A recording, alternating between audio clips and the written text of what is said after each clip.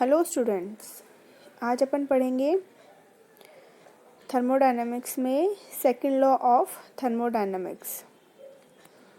ठीक है, तो सबसे पहले था कि इसकी आवश्यकता क्यों पड़ी। इसकी आवश्यकता इसलिए पड़ी क्योंकि प्रथम नियम में कुछ सीमाएं थीं।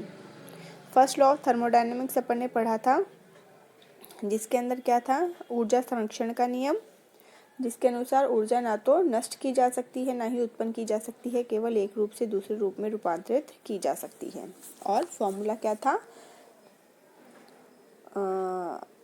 ऊष्मा इक्वल टू आंतरिक ऊर्जा प्लस किया गया कार्य, यानी जो ऊर्जा अवशोषित की जाती है वो निकाय के आंतरिक ऊर्जा और किए गए कार्य के बराबर होती है। तो आज अपन पढ़ेंगे सेकंड लॉ ऑफ थर्मोडायनामिक्स, ऊष्मागतिकी का द्वितीय नियम, जिसकी आवश्यकता पड़ी प्रथम नियम में कुछ लिमिटेशंस थी उस वजह से।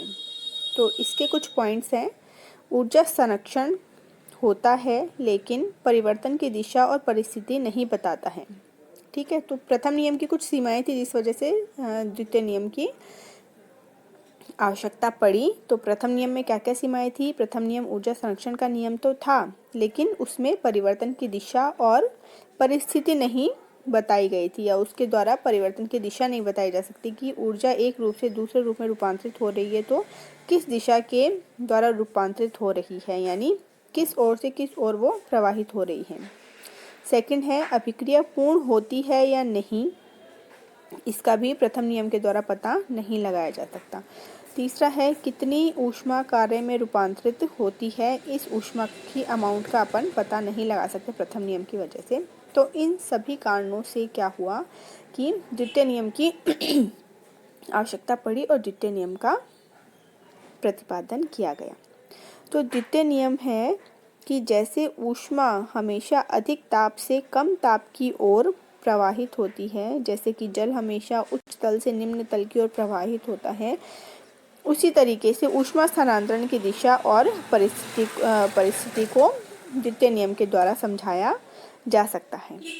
इन क्रियाओं को विपरीत दिशाओं में करने हेतु बाह्य बल की आवश्यकता होती है, जिसकी व्याख्या भी किसके द्वारा करते हैं, सेकंड लॉ ऑफ थर्मोडायनामिक्स के द्वारा करते हैं।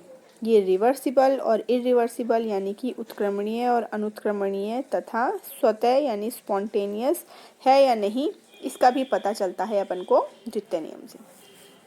तो इसमें बताया गया है प्रथम नियम की सीमाएं क्या क्या थी। ऊर्जा संरक्षण का नियम तो ये था, लेकिन इसके द्वारा परिवर्तन की दिशा और परिस्थिति का पता नहीं लगाया जा सकता था। सेकंड था कि अभिक्रिया पूर्ण हुई है या नहीं हुई, ये भी प्रथम नियम के द्वारा पता नहीं लगा सकते। और तीसरी उसकी कमी थी कि कितनी ऊष्मा कार्य के रूप में रूपांतरित हो रही है, ये भी प्रथम नियम के द्वारा नहीं पता लगाया जा सकता है। इसलिए द्वितीय नियम का प्रतिपादन किया गया, जिसके अनुसार ऊष्मा जो होती है वो अधिक ताप से कम ताप की ओर प्रवाहित होती है। जैसे कि पानी हमेशा उच्च तल से निम्न तल की ओर प्रवाहित होता है। जैसे कि अगर अपन पानी को डालें किसी सरफेस पे, तो जहाँ उसकी ढलान होगी पानी उस तरफ ही जाएगा, यानी कि उच्च तल से निम्न तल की ओर जाएगा। इसी तरीके से ऊष्मा भी क्या होती है, अधिक ताप से कम ताप की ओर प्रवाहित होती है। जैसे कि मान लीजिए अपने पास गर्म पानी है, एक बोल में गर्म पानी है और एक में ठंडा पानी है, तो अगर अपन दोनों को मिक्स करते हैं तो ऊष्मा क्या होगी, गर्म पानी से ठंडे पानी की तरफ प्रवाहित होगी, यानी कि अधिक ताप से कम ताप की ओर प्रवाहित होगी।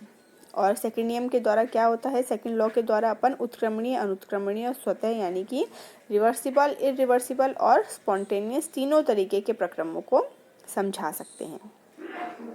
ठीक है, फिर इन क्रियाओं को विपरीत दिशा में करने हेतु बाह्य बल की आवश्यकता होती है। तो ये जो एक्सटर्नल फोर्स होता है, इसकी व्याख्या भी अपन किसके द्वारा करते हैं, द्वितीय नियम के द्वारा। फिर है कि सेकंड लॉ ऑफ थर्मोडायनेमिक्स के कई सारे जो है डिफरेंट आपके स्टेटमेंट दिए गए। कई बार ये स्टेटमेंट भी पूछ लिए जाते हैं। तो पहला है केल्विन प्लैंक का स्टेटमेंट।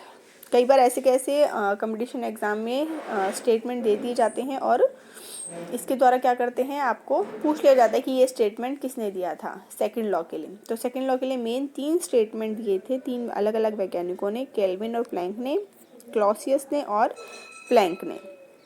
तो पहला है केल्विन प्लैंक का